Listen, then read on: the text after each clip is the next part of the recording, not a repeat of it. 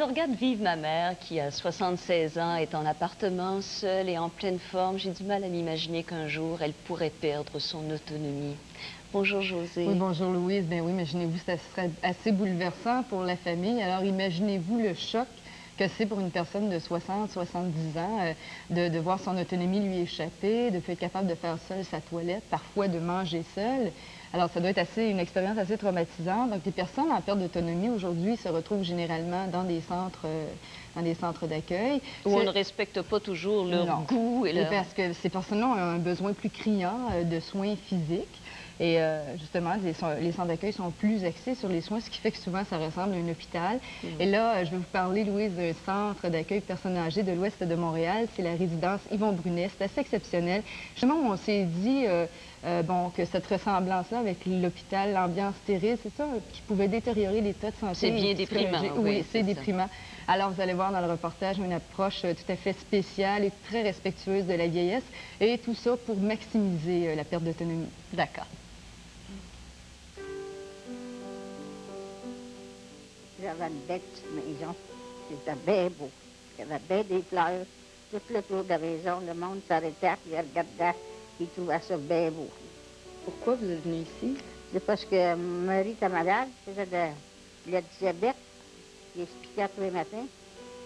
Il se levait à 4h30, puis il expliquait. Puis, c'est pour ça qu'on s'en est ici. En premier, je ne voulais pas. Mais après ça, j'ai décidé de m'emmener. J'étais bien contente de m'emmener ici. Pour Madame Cadieux et pour les autres, redevenir dépendant bien malgré soi et devoir s'adapter à un milieu étranger est une expérience très insécurisante. La résidence Yvon Brunet veille à ce que ces 200 résidents, âgés en moyenne de 82 ans, vivent le plus sereinement possible cette étape de vie qu'on appelle la grande vieillesse. Sa philosophie est de rapprocher la vie dans le centre d'accueil à celle de la maison. D'abord, on a enlevé complètement l'image d'hôpital. Complètement. Vous promenez dans le centre d'accueil, vous ne verrez pas personne en uniforme, il n'y a plus de poste de garde. On a donné une image de maison. L'entrée, c'est comme un salon. Chaque unité a une couleur avec un signe d'identification qui permet à une personne âgée qui est confuse de s'orienter facilement. Parce que à 80 ans, chaise roulante, marcher 500 pieds ou même avec une petite marchette, ça peut prendre 15 minutes, 20 minutes. Là, c'est long, ça. C'est un voyage pour elle. Et arriver dans un endroit où il y a 200 personnes âgées dans le même édifice, c'est facile de se perdre. Pour que le résident se sente chez lui, on lui permet d'aménager sa chambre selon ses goûts et fermer sa porte à clé s'il le désire. Le centre d'accueil a trouvé un bon moyen de faire sortir les personnes âgées qui s'isolent dans leur chambre, en reproduisant au sous-sol une vie de quartier. On y retrouve une dizaine de petits commerces, dont un dépanneur, un bureau de poste, une taverne pour hommes seulement, un salon de coiffure, une caisse populaire et même une garderie. Pour beaucoup de personnes âgées qui vivent dans les centres d'accueil et qui n'ont plus l'énergie d'aller à l'extérieur, soit qu'ils sont en chaise roulante ou handicapés, ou simplement qu'ils sont trop fatigués, ou pensez au climat d'hiver, par exemple, on a reproduit la rue principale pour permettre à ces gens-là d'avoir accès à des services. Puis ce faisant, en sortant de leur chambre, de leur unité pour aller sur la rue principale, bien évidemment, ils rentrent en contact avec d'autres personnes, ils parlent aux enfants, ils voient les plantes. Tout ça fait que les personnes conservent leur autonomie et leur intérêt dans la vie, parce que finalement, si tes journées passent à recevoir des pilules, des médicaments et des soins, c'est pas ça la vie. Fait que le centre d'accueil ici, sa philosophie, c'est de reproduire exactement ce qui se fait dans la société en se disant, bien, une personne de 80 ans à la maison, elle vit normalement dans un contexte X, ça devrait être la même chose dans les centres d'accueil. À 82 ans, il est facile de perdre la notion du jour de la semaine lorsqu'on vit à longueur d'année au même endroit. Les personnes en perte d'autonomie ont tendance à réduire les contacts avec leur entourage et à fuir les activités.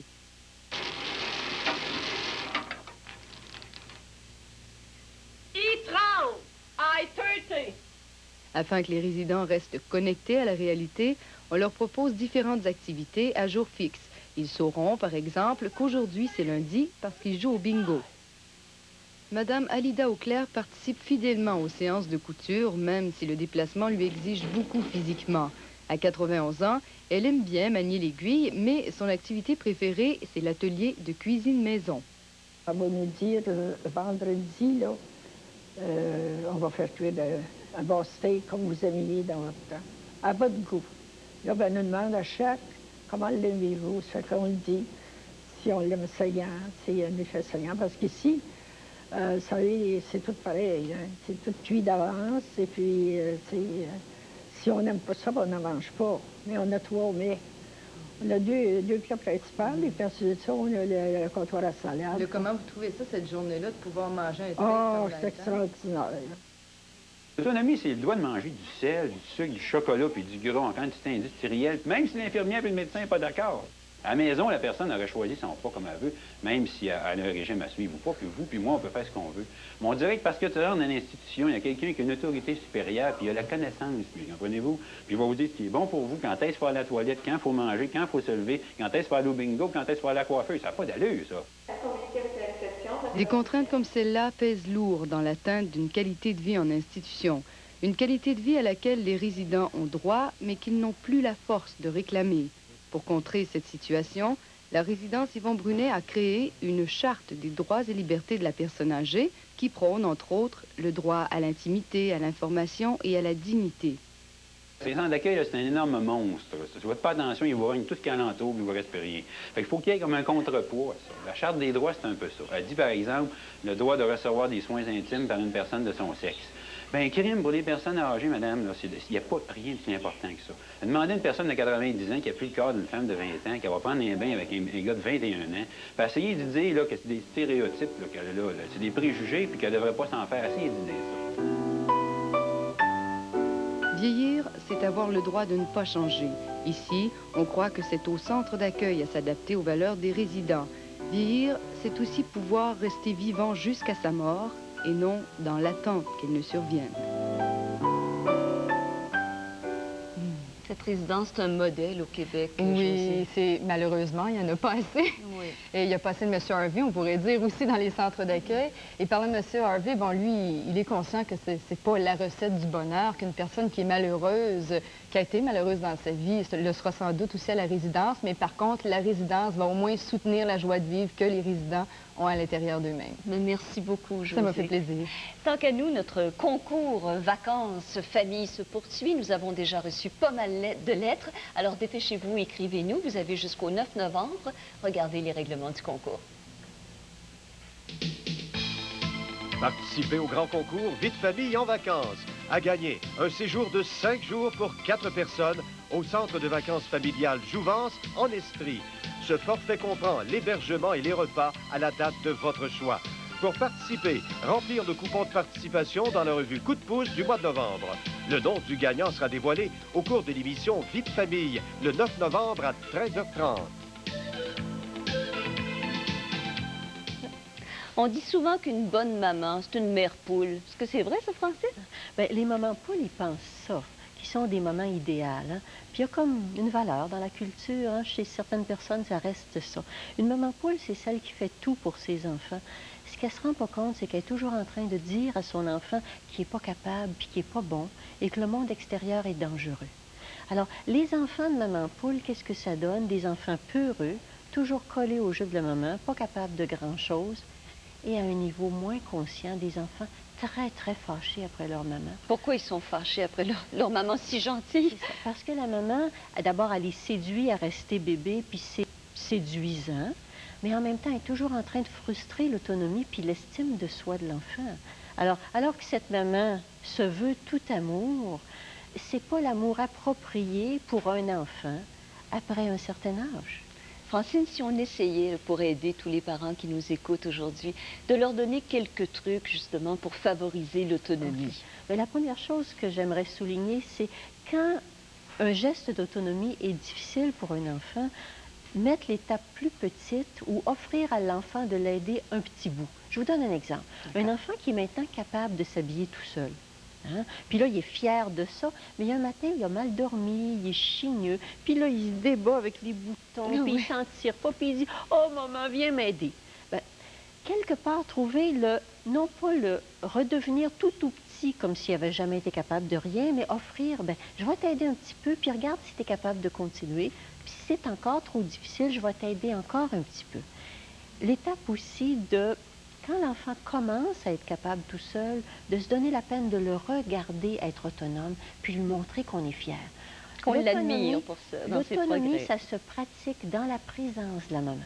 Alors, une des choses que les mères savent peut-être pas, c'est très important qu'un enfant soit seul, et on pratique d'être seul en présence de sa maman. Vous savez, au pied de maman, elle est en train de jouer avec les petits blocs Fisher-Price, tout tranquillement.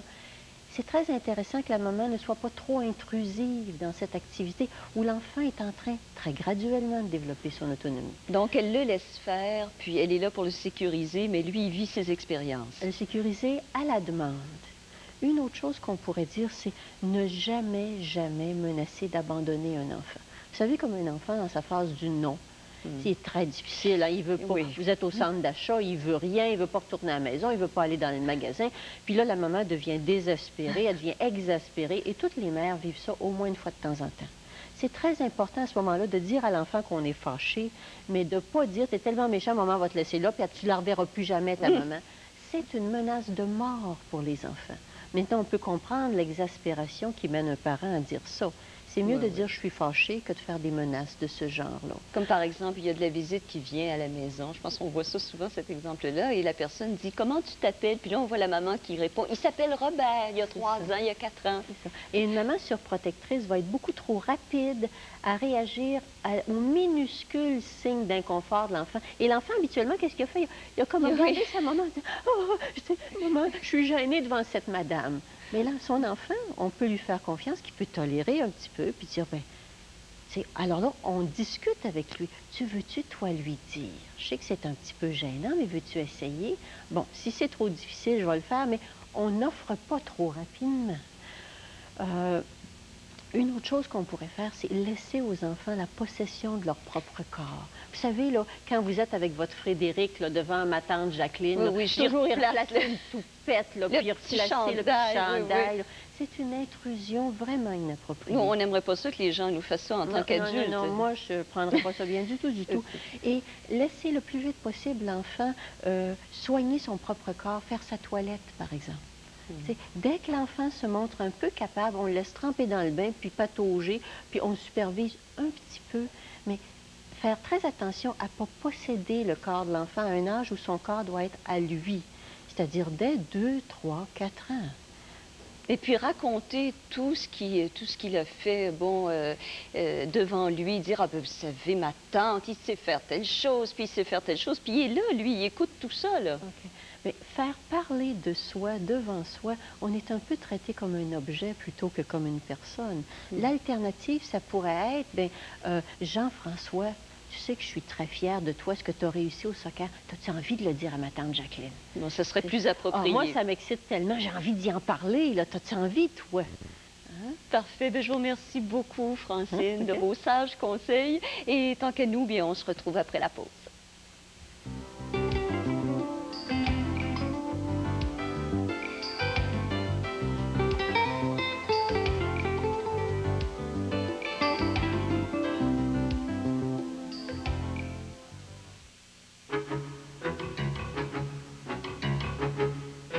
C'est une communication qui n'est pas cérébrale, mais qui est au niveau du corps et du cœur. Pour moi, ce qui m'intéresse, c'est l'énergie. C'est ce qui se passe entre deux mouvements. C'est pas la forme du mouvement, c'est l'énergie de ce mouvoir qui m'intéresse.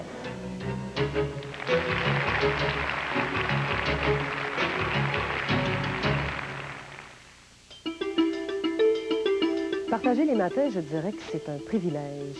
Partout au pays, à l'Est comme à l'Ouest, vous exigez de nous un engagement sans réserve.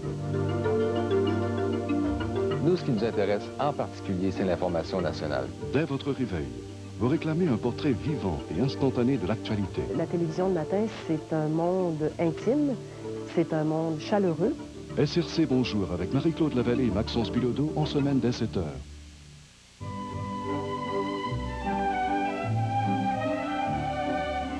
L'Orchestre symphonique de Québec vous invite à la soirée Wings et Bémol le samedi 1er mai dès 20h30. Wings et Bémol, une merveilleuse soirée de danse au son de l'orchestre. Wings et Bémol, un fastueux gala de dessert, le gala de l'année. Pour y assister, composez 643 5598.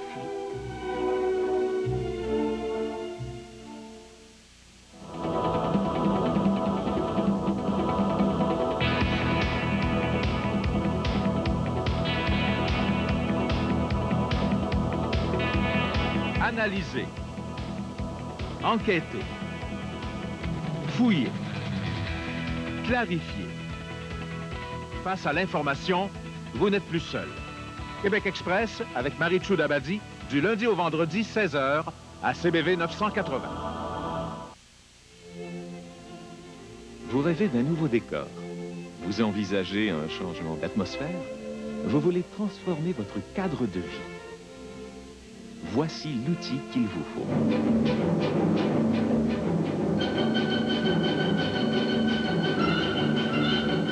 De l'achat à la vente, de la rénovation à la décoration, Dominique Michel, Robert Dubois et Yves Mondou prennent bien soin de votre propriété au magazine Ma Maison. Mardi, 19h30. Samedi, Normand Brathwaite anime une autre folle édition de Juste pour rire. Oui, merci. André, faites comme chez nous. Oh, regarde, c'est ma tapisserie. Que sais-je? Qui suis-je? On va rigoler. On va rigoler. Yeah! De l'humour existentiel à l'humour parole et musique, tous les courants se rencontrent à Juste pour rire. Laissez-vous gagner par la vague. Samedi, 19h.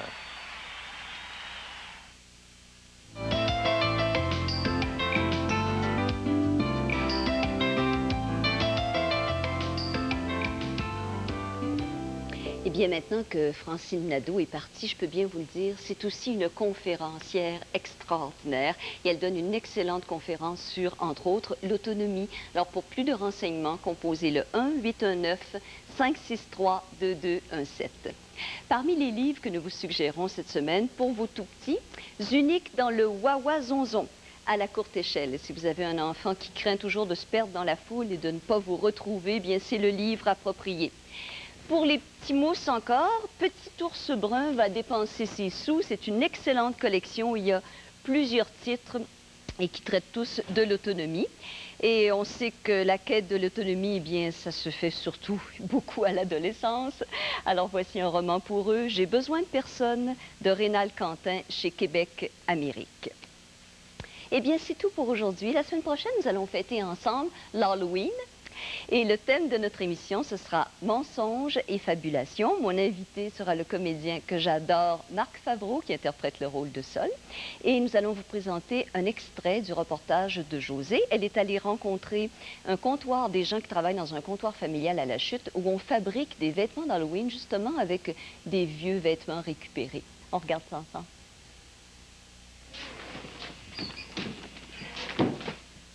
Le comptoir d'entraide de La Chute a commencé à faire de la récupération bien avant que le terme ne devienne d'actualité. Depuis 5 ans, le comptoir a ajouté une nouvelle dimension à la récupération en confectionnant des costumes d'Halloween. On crée les costumes, on va chercher un bout de tissu, un bout de draperie, des pantalons trop larges, des jeans déchirés. Alors, j'imagine que vous aussi, vous vous préparez sans doute à fêter l'Halloween. Eh bien, à la semaine prochaine. Vous savez, j'ai reçu du courrier, c'est extraordinaire. Continuez à m'écrire. Voici notre adresse. Vie de famille, 3720 Boulevard Industriel à Sherbrooke, J1L1Z9. Au revoir, à la semaine prochaine.